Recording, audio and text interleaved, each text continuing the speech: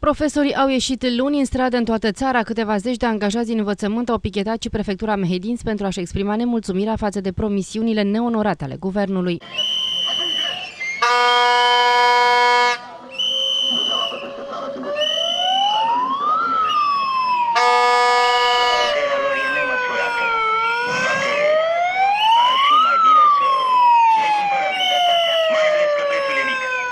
Sindicaliștii din învățământ au protestat luni la Drobeta Turnu Severin din cauza modului în care se calculează sporurile, cât și pentru majorările salariale de anul viitor, care sunt mult mai mici față de promisiunile inițiale ale guvernului. Domnilor politicieni, dacă nu vă convine, mai bine plecați voi din țară și să rămână cei care știu să o guverneze, să rămână cei care pot să facă ceea ce trebuie, adică să lucreze pentru binele poporului român. Se pare că domnia voastră nu cunosc acest bine. Din contră, vor să aibă copii și mai slab educați, care peste un timp când vor fi adulți să vină doar la vot și să voteze tot pe voi, iar voi să vă rotiți de la un partid la altul și să luați salarii destul de mari, în timp ce restul populației trăiește la limita sărăciei. Suntem pe ultimul loc în Europa în privința finanțării educației.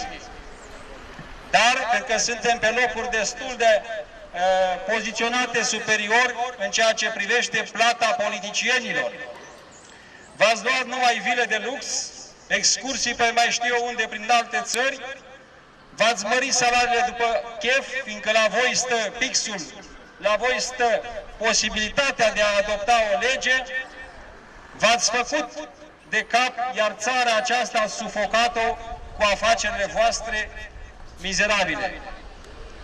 Domnule prefect, vă invităm încă o dată să vă alăturați cadrul didactice și să discutați aici, în piață. Așa este firesc pentru un profesor, așa cum sunteți și noastră. Domnule Drăghia, vă invităm să participați la manifestația noastră. Ne-ați spus în coada legii salarizării unitare prezentul și viitorul, educația copiilor, educația salvează nația, educația dă putere poporului. Sunt câteva dintre mesajele pe care profesorii protestatari au dorit să le transmită guvernanților. Un mesaj tulburător a venit și din partea unui profesor cu handicap, care, la fel ca și ceilalți dascăli, își dorește o schimbare profundă în învățământ. Am venit alături de colegii noștri să le reamintim domnilor, începând cu domnul prefect, care cred că a uitat ce e să fii profesor după ce și-a triplat salariul. Nu cerem mare lucru, doar 6% din PIB. Nu pot să-i ofer cârja mea, că nu este de fantezie, este că sunt o persoană cu dizabilități. Acesta fiind un lucru foarte bun, credeți-mă, mă bucur că sunt cu dizabilități, că am salariu mai mare decât ceilalți colegi. Și ce să fac acum? Să mă bucur că sunt handicapată? Mulțumesc frumos! Și reprezentanții Sanitas au protestat astăzi în fața Ministerului Muncii, oamenii fiind nemulțumiți de noua lege a salarizării, prin care, spun ei, veniturile vor scădea, nu vor crește. Potrivit liderului sindical Sanitas, Leonard Bărăscu, urmează ca sindicaliștii să picheteze miercuri sediul Ministerului Sănătății, iar vineri sediul Ministerului Finanțelor Publice. Sindicaliștii au amenințat și cu grevă generală în spitale dacă nu vor ajunge la o soluție de comun acord.